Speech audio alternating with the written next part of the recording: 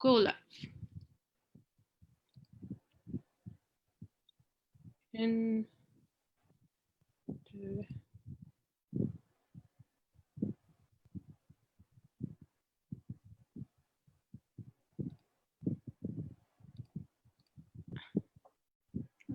Bonjour à tous et bienvenue. Merci à tous et à toutes. Bonjour. Bonjour à tous et bienvenue. Merci à tous et à toutes de nous rejoindre ce soir.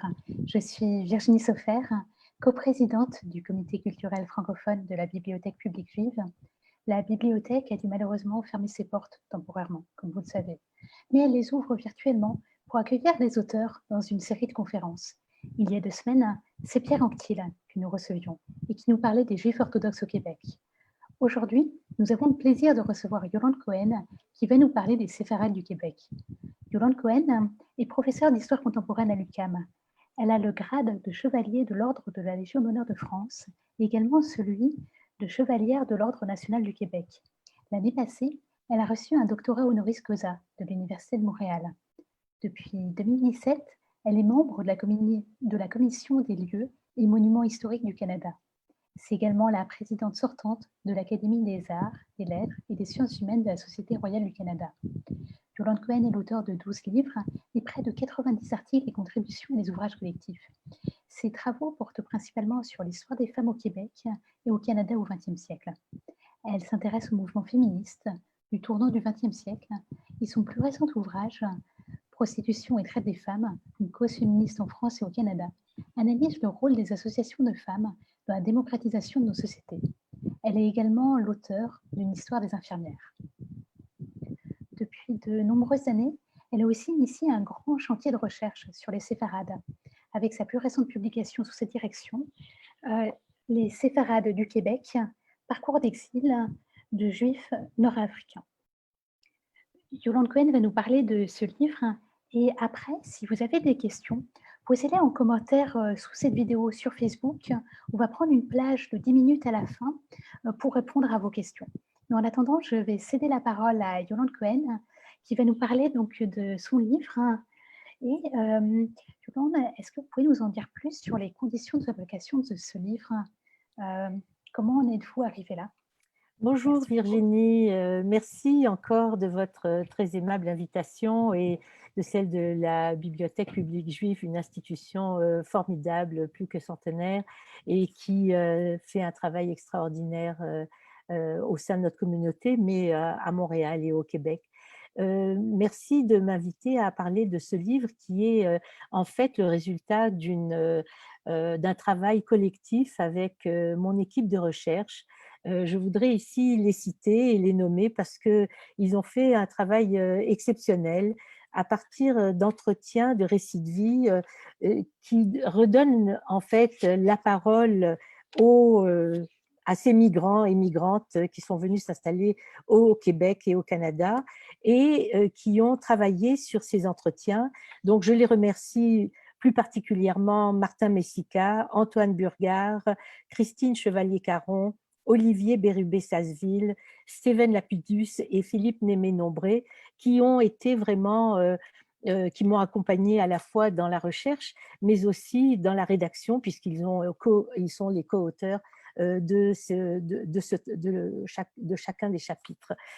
Cette enquête a été rendue possible aussi par un financement du Conseil de recherche en sciences humaines du Canada, qui est le principal organisme subventionnaire au Canada en sciences humaines et sociales, et qui a permis vraiment de faire une enquête beaucoup plus approfondie que ce que nous aurions pu être capables de faire nous-mêmes avec les moyens du bord. Donc c'est vraiment le résultat de ce travail. Et d'ailleurs, cette enquête sur l'immigration juive marocaine est un travail encore en cours, la recherche est encore en cours, et ces résultats qui sont présentés ici sont un des éléments d'une enquête plus vaste que nous menons. Alors, merci à vous et merci à tout le monde d'être ici avec nous ce soir pour en parler. Merci beaucoup à vous. Merci beaucoup pour toutes ces précisions sur l'histoire du livre. Est-ce que vous pouvez nous expliquer justement qui sont les Juifs séfarades du Québec pour commencer par là. Qui sont-ils? Depuis quand sont-ils venus justement au Québec? Pourquoi ont-ils migré?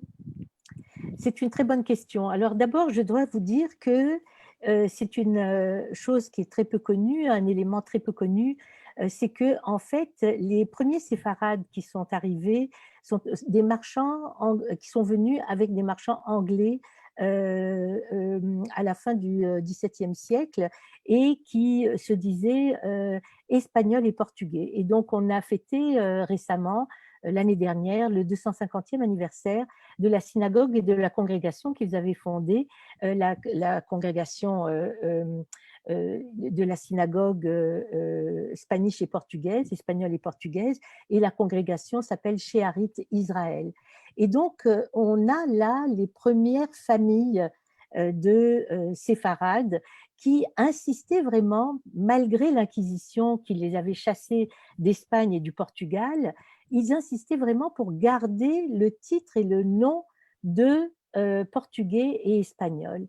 Et donc, cette congrégation séfarade, qui existe encore, hein, cette synagogue est sur la rue Saint-Kévin, est une congrégation qui a permis à l'identité séfarade de se prolonger jusqu'à aujourd'hui. Alors, les séfarades dont on parle, nous, dans ce livre, sont plutôt des juifs qui viennent d'Afrique du Nord, essentiellement du Maroc. Et il est très intéressant de savoir qu'ils se disaient d'abord juifs nord-africains ou juifs marocains. D'ailleurs, une identité qui a été longue à s'établir même au Maroc, puisqu'ils s'identifiaient plutôt au Maroc à leur ville ou à leur région. Ils étaient juifs de Meknès, juifs de Fès, juifs du Tafilalet, etc.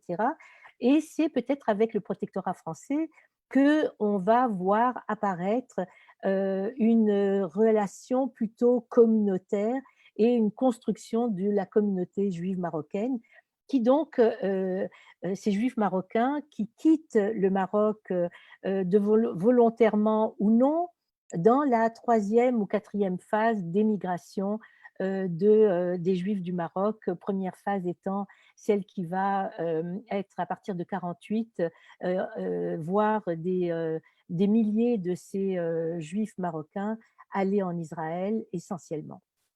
Donc, les juifs marocains qui arrivent à Montréal, essentiellement à Montréal d'ailleurs, il y en a quelques-uns qui vont aller à Toronto, mais un peu plus tard, ils arrivent dans les années 50, fin des années 50, début des années 60, et ils sont très peu nombreux au début. Et la vague vraiment qui arrive en plus grand nombre arrive plutôt dans les années, soit à la fin des années 60, début des années 70, où là, on trouve un gros contingent. Antoine Burgard le montre très clairement dans le premier chapitre de ce livre, où on voit vraiment, au niveau des chiffres, un contingent de à peu près 8000 personnes qui arrivent dans les années 70 ou qui sont comptabilisées par le recensement comme étant des Juifs du Maroc. Et autour d'eux se constitue une communauté qui va très vite prendre le nom de séfarades plutôt que juifs nord-africains ou juifs marocains. Et c'est peut-être dans le souci de regrouper les juifs qui étaient déjà là d'Irak et qui se retrouvaient d'ailleurs principalement aussi à la synagogue spanish et portugaise, juifs d'Irak et quelques-uns d'Iran, mais majoritairement, ces juifs-là sont arrivés, aussi juifs d'Égypte, sont arrivés un peu plus tôt qu'eux, dans les années 50-60. Et donc, pour fédérer ce groupe autour des juifs marocains, on va utiliser le terme de séfarade, qui est un terme qui est ancien et qui recouvre la réalité des juifs d'origine espagnole. Et au Maroc, il y a bien sûr beaucoup de juifs d'origine espagnole qui sont venus d'Espagne après l'Inquisition et qui se sont installés plutôt dans le nord du Maroc, hein, Tanger, Melilla, Ceuta, etc. Et qui sont des judéo-espagnols, qui parlent aussi le judéo-espagnol et qui s'identifient beaucoup à l'identité séfarade. Et je pense que sous leur influence, euh, assez importante parce que les premiers membres de la communauté séfarade sont vraiment des juifs hispanophones. On va reprendre ce terme qui est un terme historique très important de séfarade pour rassembler cette communauté de juifs marocains, mais aussi de juifs de Libye, de Tunisie, de Turquie, etc., autour de une identité qui serait non ashkénaze et donc qui se regrouperait autour de cette identité séfarade un peu mythique. D'accord. Et puis ils sont venus donc principalement à Montréal et principalement au Québec en raison de la langue, plutôt que de venir, en fait, ils sont venus à Alors, Toronto par la suite. alors, très bonne question, en effet, parce qu'ils viennent à Montréal et c'est très intéressant cette question parce qu'elle nous renvoie à la mobilisation de la communauté juive montréalaise en faveur de l'émigration de juifs des pays arabo-musulmans. On est vraiment dans une période de l'après-Shoah et la communauté juive canadienne est très préoccupée du sort des juifs dans le monde, arabo-musulmans essentiellement, et va donc se mobiliser pour permettre aux premiers contingents juifs marocains de venir au Canada alors qu'ils n'avaient pas accès aux quotas d'immigration. Et donc, cette mobilisation va être très importante parce qu'elle va permettre précisément l'arrivée de ces juifs et la facilitation. Il y a une aide énorme qui va être mise en place, non seulement pour faciliter l'immigration, faciliter l'obtention des visas, les faire venir, les aider quand ils arrivent, leur trouver des emplois et donc se porter garant pendant toute une période. Les 10 premières années, on va voir vraiment la JAIAS, qui est l'organisation centrale qui s'occupe de l'immigration pour la communauté juive canadienne, se mobiliser pour faire venir ces migrants. Après ça, on va faire ce qu'on fait d'habitude avec les immigrants, c'est-à-dire que une fois que les politiques d'immigration vont permettre le regroupement des familles, eh bien, il va y avoir plus d'immigrants qui vont venir par eux-mêmes du Maroc, par justement ce processus de regroupement des familles. Donc oui, facilitation euh, qui a été grandement aidée par les organisations communautaires juives. D'accord, qui était sur place Oui. dans une société quand même très multiculturelle qui était là, et comment justement ces communautés qui viennent du Maroc réussissent-elles à s'intégrer dans notre société Alors, très multiculturelle? oui, elle s'intègre relativement bien au niveau économique. On a fait des comparaisons. Il y a eu pas mal d'études qui ont été faites très rapidement. Et on voit dès les années 70 une intégration économique relativement euh, exceptionnelle par rapport aux autres groupes de migrants qui arrivent durant la même période. Hein.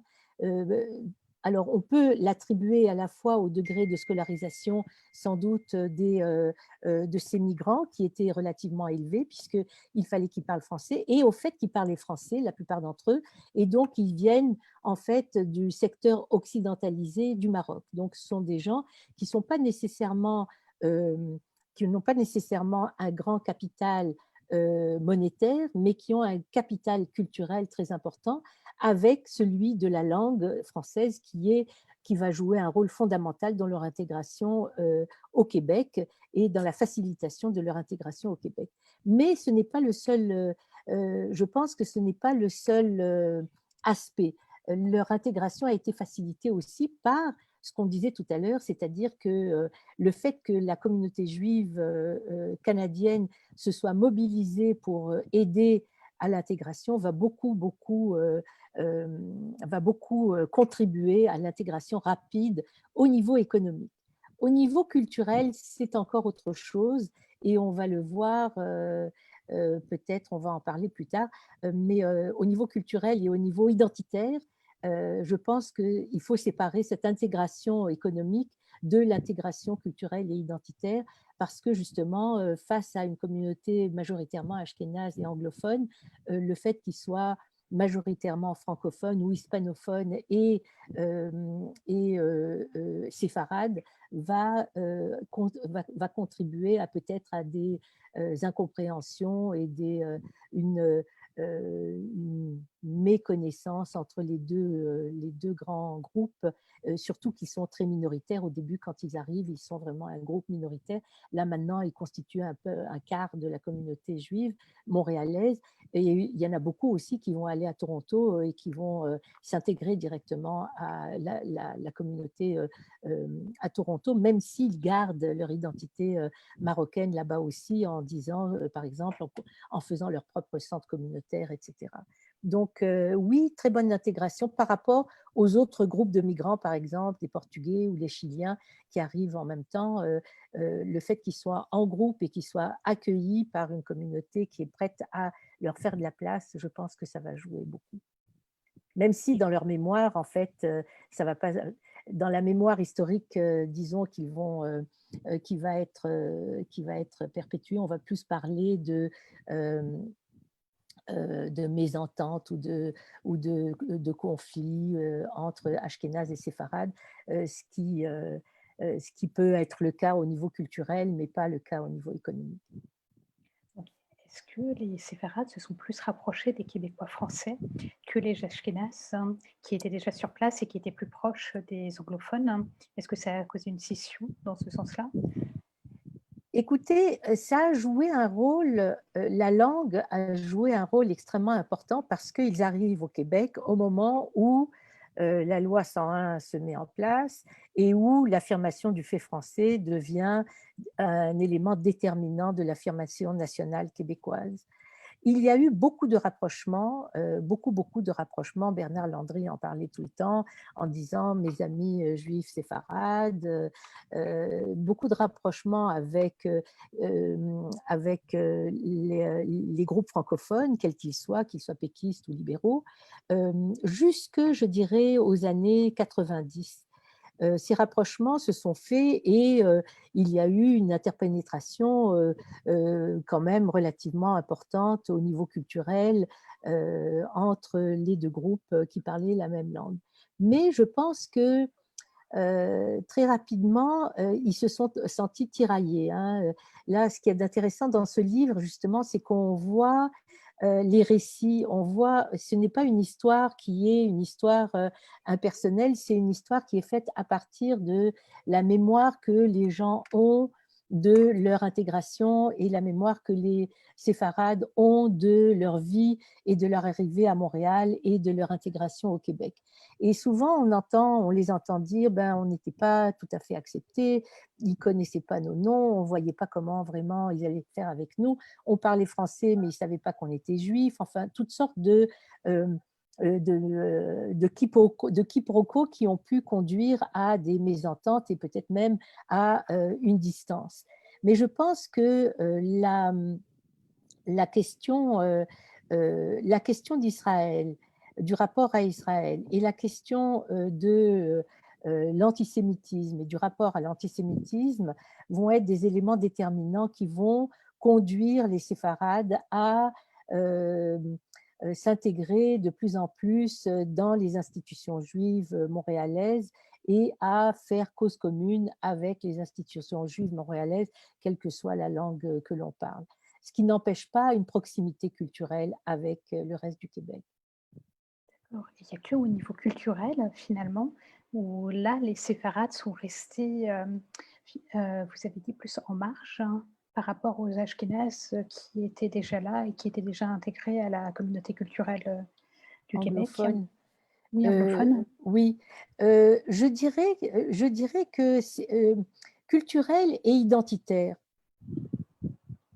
Au niveau de leur identité, je pense qu'il y a eu, vous savez, c'est un groupe qui a émigré il y a à peine 60 ans. Les premiers sont arrivés, enfin les premiers groupes contingents sont venus donc il y a à peu près 60 ans. Et c'est très difficile pour un petit groupe de migrants comme ça de se projeter immédiatement dans une communauté qui est établie depuis, comme je vous disais, 2 siècles et demi, et d'y faire sa place. Alors au début, la place a été, on est des séfarades et puis on va l'affirmer. Et ensuite, je pense qu'il y a eu des distinctions entre les orthodoxes, les non-orthodoxes, en fait, toutes les caractéristiques différentes qui distinguent les groupes, les sous-groupes à l'intérieur des communautés sont très connues. Et ce qui fait que le cheminement identitaire des séfarades, qui est en cours d'ailleurs maintenant, bien sûr encore, puisque les jeunes générations vont imprimer leur propre marque dans ce processus, on l'espère en tout cas. Donc ce processus identitaire qui est celui d'accepter le déracinement, de faire avec le traumatisme du départ.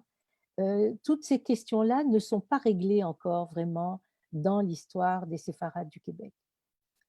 C'est une histoire qui est très jeune, qui est en train de se faire, et je pense qu'on n'a pas encore tout à fait assimilé ce que ça signifie d'avoir quitté un pays qu'on habitait depuis 2000 ans. Hein. Et comment donner un sens à ce départ, comment donner un sens à sa présence en terre d'Amérique, une terre francophone d'Amérique, quel rôle on veut jouer. Toutes ces questions-là identitaires sont des questions qui sont largement en suspens. Et je pense que une des contributions que l'on veut faire avec ce livre, c'est de tendre, non pas un miroir déformant, mais un miroir particulier d'une réflexion sur le rôle des femmes et des hommes dans la communauté, sur pourquoi on a créé une école maïmonide sur le modèle de l'Alliance universelle, israélite universelle, le modèle qu'on avait au Maroc. Est-ce qu'il ne faudrait pas commencer à se décoloniser par rapport à la France ou aux Français? Est-ce qu'il faudrait vraiment penser notre relation uniquement en termes de langue ou en termes d'identité par rapport à Israël ou par rapport aux autres? Donc, la diaspora séfarade, qu'est-ce que ça représente pour nous? Donc, on a beaucoup de questions qui sont en suspens et qui méritent d'être vraiment analysées. Et c'est ce qu'on a tenté de faire dans ce livre en essayant de montrer combien il était difficile de parler même entre nous du traumatisme qu'a représenté le départ. Les entretiens nous montrent que une grande partie des personnes qu'on a interviewées entrevoient le départ comme un moment auquel ils n'ont pas réfléchi. C'est souvent le traumatisme, on oublie, hein, on oublie les moments qui sont comme ça très difficiles et où on ne sait pas qu'est-ce qui se passe et on ne sait pas ce qui va se passer. Et donc, par exemple, pour les visas, personne n'a l'air de se préoccuper de comment ils ont eu leur visa, comment ils sont partis. Tous les petits détails qui font que un départ est très difficile, eh bien, c'est comme s'ils l'avaient oublié. Et donc, dans cet oubli, on voit à quel point il y a une reconstruction de la mémoire historique qu'il faut faire, et que cette reconstruction, d'ailleurs, au Québec comme ailleurs, en Israël, en France, on a le même phénomène d'oubli de ce qui s'est passé avec le départ quand même en l'espace de 10-20 ans. Cette communauté qui était multiséculaire a toute fin pratique disparu du Maroc. Donc on a beaucoup de nostalgie du Maroc, mais on n'a pas une histoire qui fasse état vraiment euh, de ce que ça représente vraiment pour ces personnes, mais aussi pour l'histoire des Juifs, que le départ de ces 300 000 personnes à peu près du Maroc qui sont allées s'exiler. Est-ce un exil? Est-ce que c'est un départ volontaire? Est-ce que c'est un départ qui a été forcé? Donc toutes ces questions-là qui sont vraiment des questions fondamentales pour établir son identité, établir là où on est, je pense qu'elles sont encore pour les Juifs marocains en suspens, et que c'est peut-être ces questions difficiles auxquelles il va falloir qu'on réponde, et on apporte des pistes de solutions, enfin de réponses, pas de solutions, ni parce qu'on n'est pas là pour ça, on est là pour justement montrer que les gens souffrent de ne pas savoir de ne pas savoir qu'est-ce qui leur est arrivé et de faire comme si finalement c'était normal de partir du Maroc comme ça du jour au lendemain sans avoir pris ses valises, sans savoir qu'est-ce qui s'est passé. Donc ça, c'est des éléments très très importants des nœuds finalement d'une histoire collective qui n'est pas encore résolue. Et dans ce livre, on essaye d'aborder ces questions à partir à la fois de la perspective que les gens ont sur cette histoire, sur leur propre histoire, mais aussi à partir des travaux, évidemment, des chercheurs sur ces questions, parce que ce sont des questions aujourd'hui très importantes de savoir est-ce que c'est simplement un mouvement postcolonial où tout le monde s'en va des pays qui ont été colonisés. Il y a beaucoup de Marocains musulmans qui sont à Montréal, qui trouvent que Montréal, c'est un endroit très important pour eux et qui vont donc partir, pas pour les mêmes raisons que les Juifs. Donc, est-ce que c'est un problème spécifique aux Juifs dans l'après-Shoah? Donc, toutes ces questions-là sont vraiment abordées dans ce livre avec évidemment les paramètres que l'on a actuellement pour les étudier.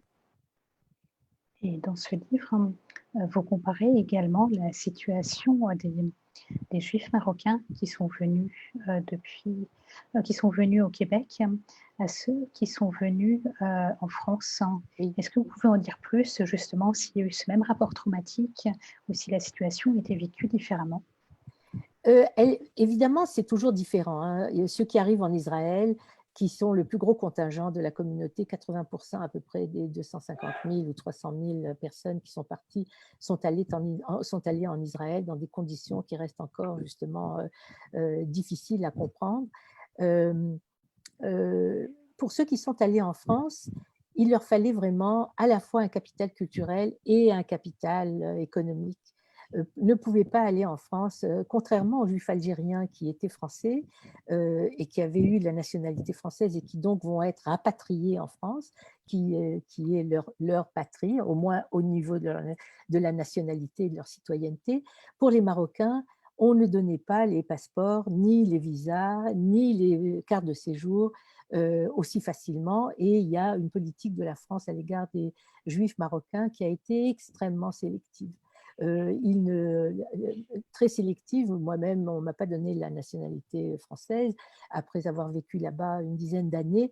Et donc, c'était une des raisons pour lesquelles aussi je suis partie de Paris pour venir au Québec. Mais pour ceux et celles les plus jeunes qui ont réussi à s'installer en France, et comme je vous dis, c'est une catégorie soit d'enseignants et de médecins et de professions libérales, soit une catégorie plus aisée. Pour ceux et celles qui sont installés en France, les difficultés d'installation vont être très importantes et parce que les Juifs algériens étaient d'abord ceux qui étaient vraiment secourus par la communauté quand ils avaient besoin de secours. D'ailleurs, la plupart d'entre eux n'ont pas recours, ont plutôt recours à l'État, au service de l'État et de l'État-providence plutôt que ceux de la communauté. Donc là, la communauté a ce service qui s'appelle le Kojazor, le Kasib Kojazor, pour, pour appuyer et soutenir l'accueil de ces nouveaux migrants, mais leur sphère d'intervention est beaucoup plus restreinte que celle qu'avait la Jayas ici. Et ils ont dû faire face à beaucoup de difficultés. Beaucoup de difficultés. C'est un pays qui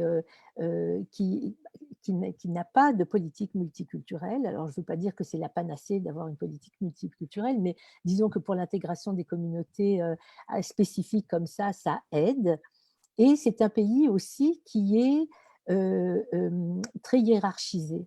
Et donc, le rapport qu'ils ont eu avec la communauté juive qui les a accueillis était un rapport très distancé, à la fois à cause des relations de classe, mais aussi sans doute, même s'ils parlaient tous français, sans doute aussi des rapports un peu, de distance et peut-être de subordination aussi, je dirais.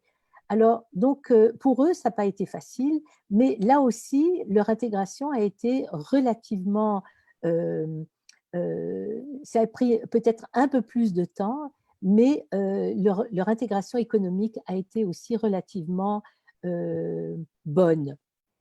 Les statistiques qu'on a montrent que, par exemple, pour les deuxième ou troisième générations, tous ces gens-là sont très bien installés. Le seul problème qu'on a aujourd'hui à comprendre vraiment, c'est comment expliquer que ces juifs marocains, en majorité, ce sont des juifs marocains, mais ce n'est pas exclusivement, ce sont ceux qui alimentent les départs vers Israël.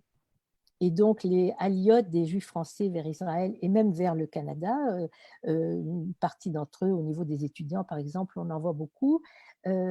Donc, leur intégration est sans doute une intégration qui est une intégration à un ou deux niveaux, mais pas une intégration sociale complète.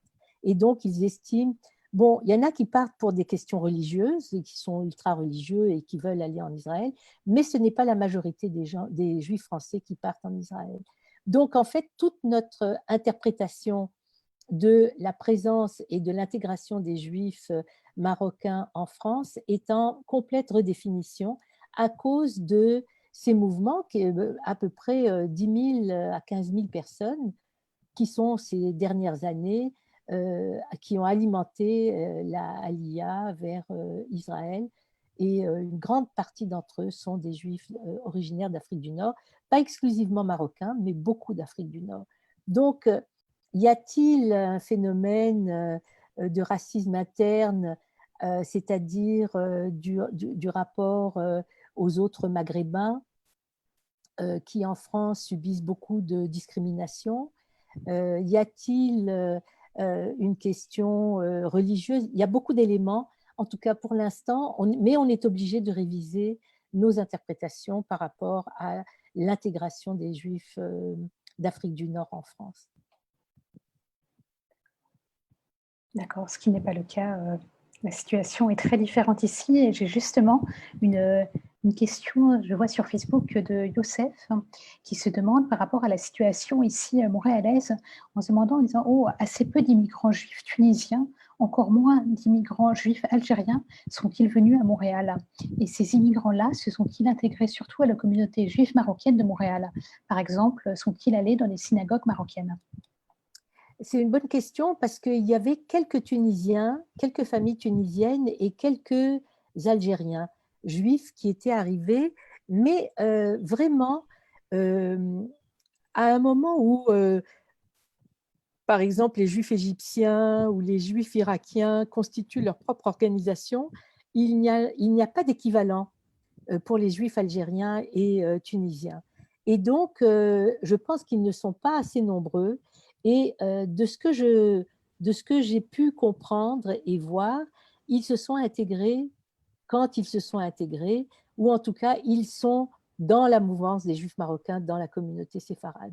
Mais en effet, les Tunisiens et les Algériens sont allés, dans leur grande majorité, ils sont allés en France. Merci beaucoup. Je vous remercie beaucoup pour ce À que vous nous avez vous. dit sur les séfarades du Québec. Donc, je rappelle, le livre, c'était les séfarades du Québec, parcours d'exil nord-africain. On vous remercie et Merci on vous souhaite infiniment. une très belle soirée. Merci Virginie. Au revoir. Au revoir.